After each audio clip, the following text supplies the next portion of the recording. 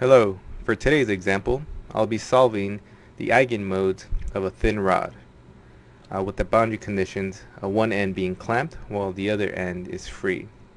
I'll be solving it in COMSOL 4.3.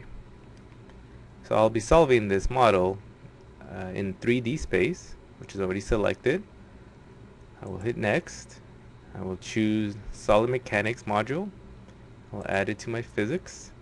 You can see there that the dependent variables will be the displacement fields of u, v, w for the x, y, z direction.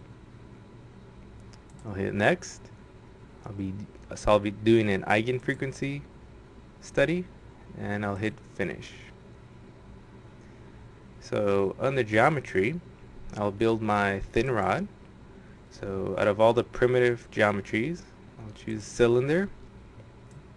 I want it to have a radius of 0.1 meters and the height of 0.5 meters.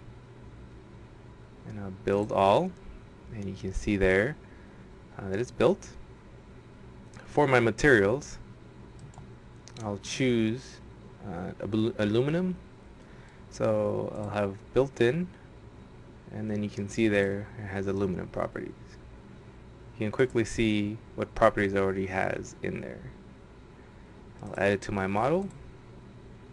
It's already selected the domain 1. So with all the green check marks, it has all the necessary material properties to solve the physics.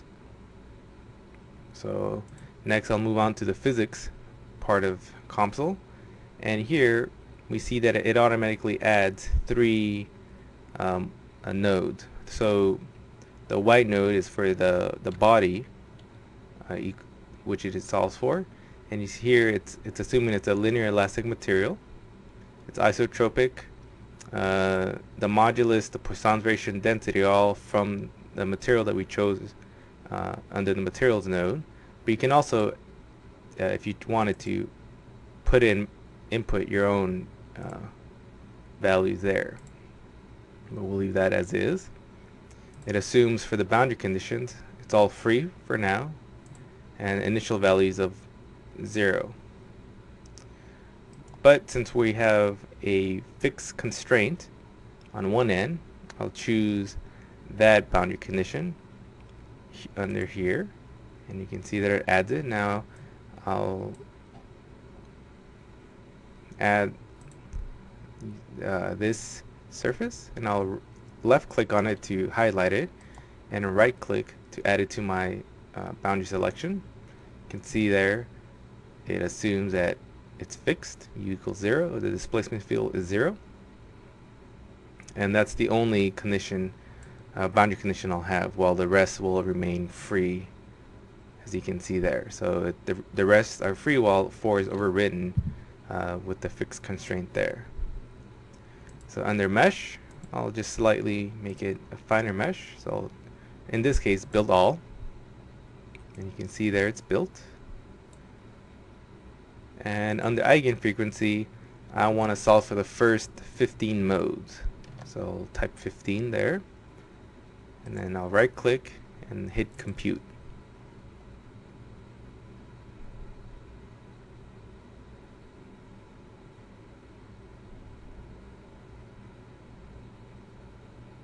Okay, so now we see a nice graphic representation of the solution.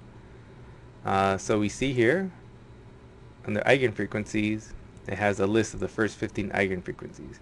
So we see here for the first 2 solutions, it's pretty much identical, and those represent, if we click the other one, the 2 possible modes.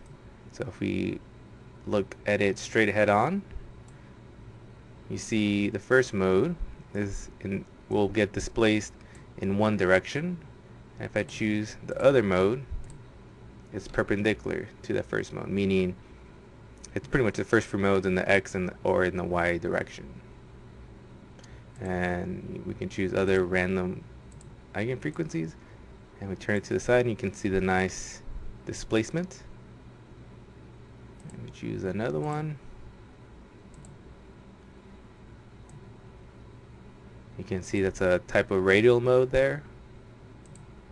And we'll choose one more, and you see another transverse wave on the rod.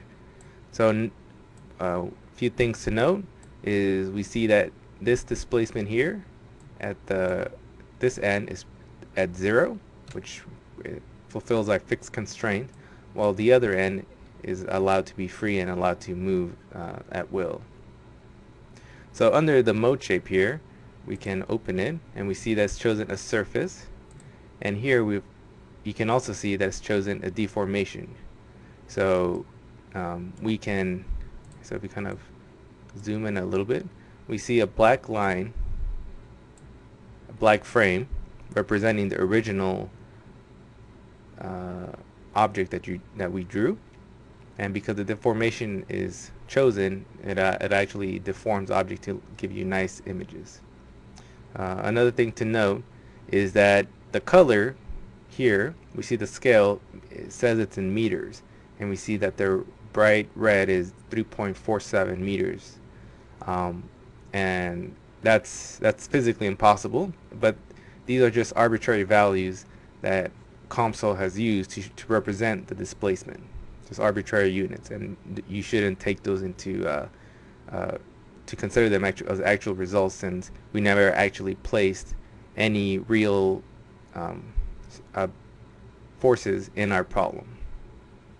So okay, well, that's it, and thank you very much.